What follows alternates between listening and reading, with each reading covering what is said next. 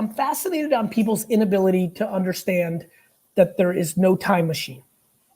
This notion of I wish, it's imperative to learn from pattern recognition, mistakes, strengths, imperative.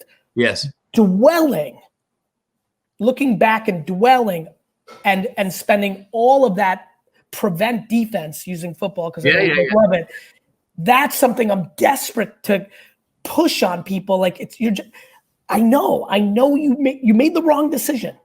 Good news. Right. There's absolutely zero chance you're going to go into a time machine. So please take the learning and just go on fucking offense and eat shit for another 6 years to give yourself a chance to get to that same fucking road and this time make the fucking right call. I think it's all offense. I think every step is affirmative, even if it's considered going backwards. Look, going back and looking at 50 years of my diaries was an intimidating idea. I said, oh shit, I'm going to be embarrassed. I'm going to be shamed. I'm going to feel guilty. I'm going to be you arrogant prick at this time enough. I felt all those things, but mostly I ended up laughing at some of these. You just took the words. I was going to say, I'm curious the first time you just laughed your ass off. Well, I mean, stuff I was like, oh my God, I ended up laughing at. I looked at stuff I was ashamed for. I was like, oh, well, you kind of already forgave yourself for that. You moved on, and so a lot of the book is about me going off into solitude at times, which I think is a good practice for everyone to do. And the reason I bring that up is because it's attached to the word dwell, but it's not. And it plays into that example you just said, 6 years, go through hell and get out of it. Every time I go away on my own with my backpack on my own, the first 12 days are hell. I do not like the company I'm keeping. How many times have you done that? 6 to 8 to 10. And are you saying that the prerequisite to you doing that is often the fact that you need it and what you're doing is reconciling with yourself in that early part?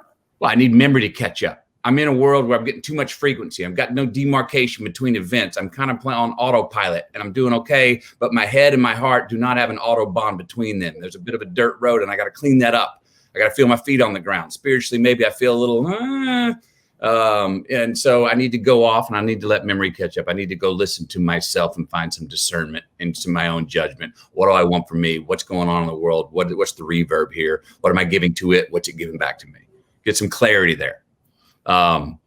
Happens, especially when things are rolling. This is usually coming out of major green lights where I need to go away to go. Is that green light plugged into a battery? Or have you learned that off those epic green lights that if you don't go do that, you crash from the energy and it puts you into like, you were off of this high, it was rolling, this was so delicious. And then in that in between, which is completely always natural for all of us, that the drop off it doesn't feel great. So instead of doing that, you're going to go on this offense and go take that backpack trip. And it's going to make a productive time instead of kind of coming down from the project or thing. Yeah. Well, the come down will be when you look up and you go, oh, all the affluence that you noticed, so half the green lights were plugged into, 2-volt batteries and they were never going to last very long.